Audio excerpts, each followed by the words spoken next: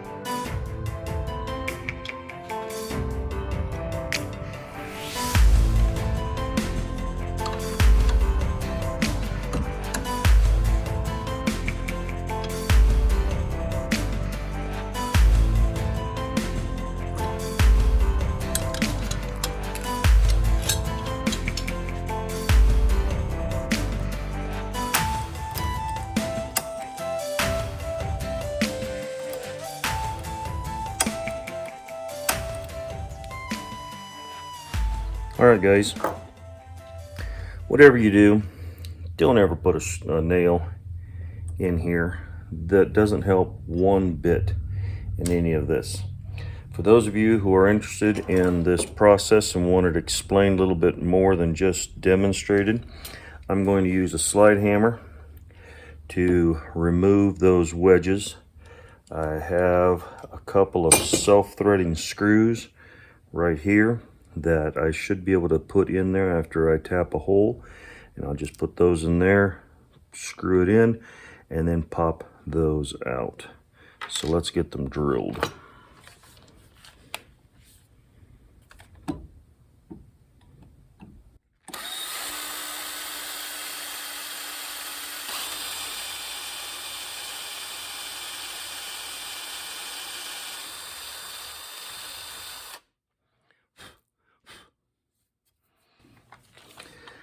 Guys, this one here is either a very small wedge or it's not a real wedge. So I don't want to go too deep, but I want to make some space on either side so that I can get a needle nose in there.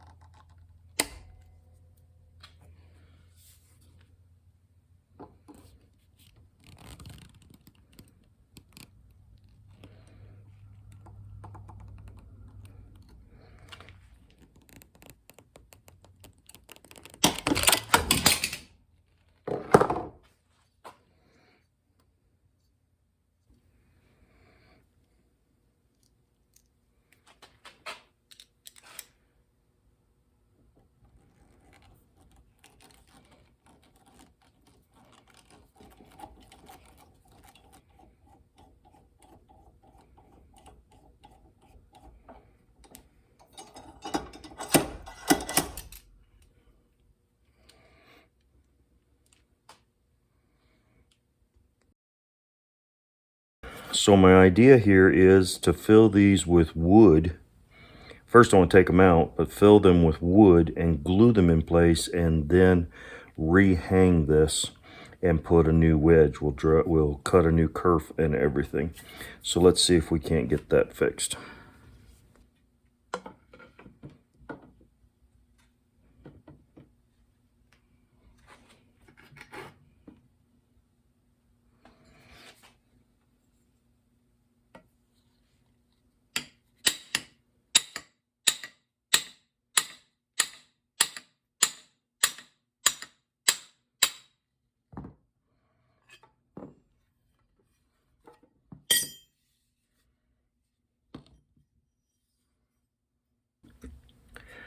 All right, guys, I've got some fixing to do on here. There's a crack. You can see that right there. So a while back, you guys put me on this 2P10. And so we're going to go ahead and apply that right down in there so that that will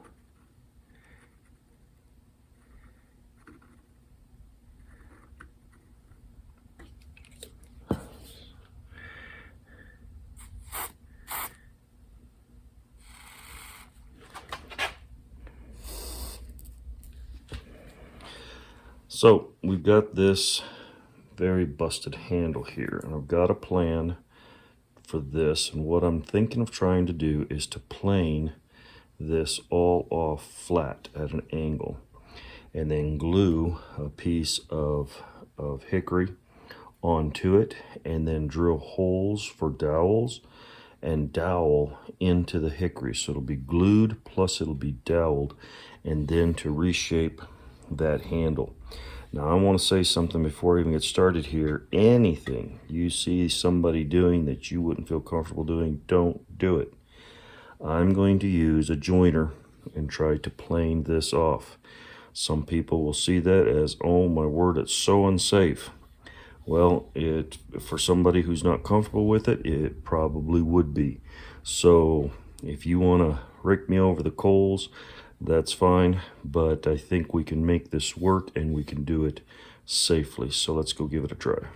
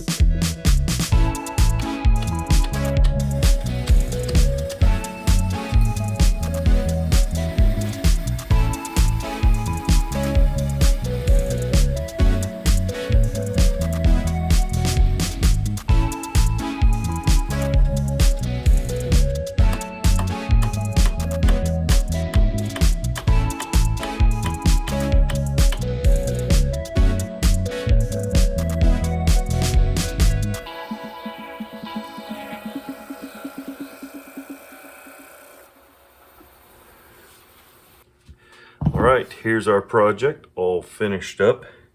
I am very pleased with how this turned out. Of course, the head was in really good shape anyways. The eye turned out nice. We were able to fill in where one of those wedges was and able to put everything together. It's nice and tight. Very happy as well with this whole thing. We saw how we put this through on the planer, and you can see the seam right there, but we doweled it and the dowel seemed to be fitting quite well.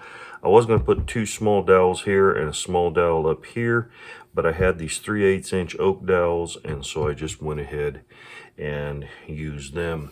You can see the end grain here. You can even see that the end grain on the handle itself really isn't that good. It's supposed to be up and down, but it does run the full length of the handle this way, which is the most important thing.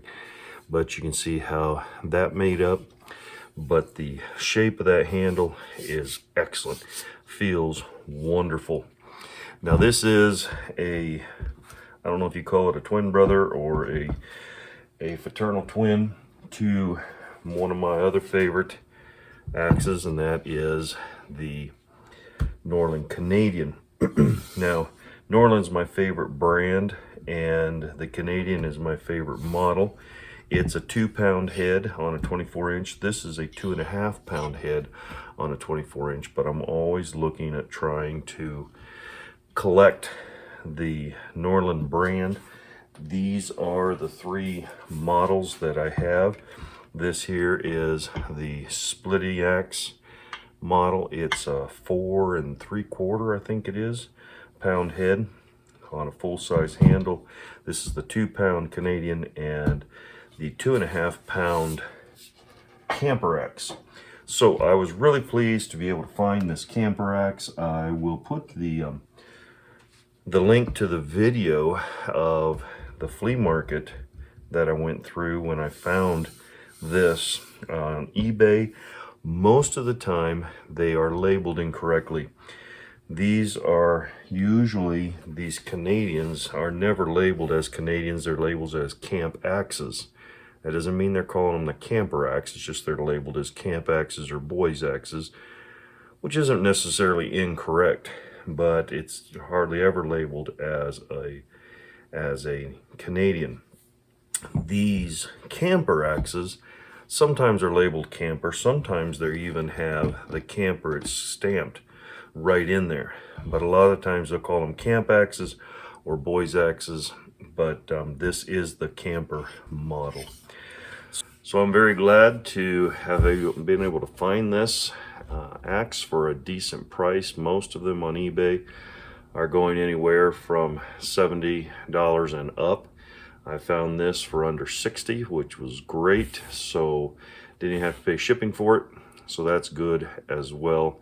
The handle did need some help, but I think that it will do very well the way we have cleaned it up.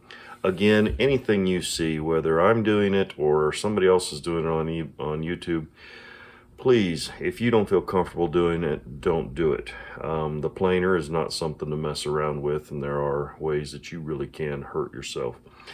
But for right now, I am happy with this project. Let's go ahead and put it up here on the wall.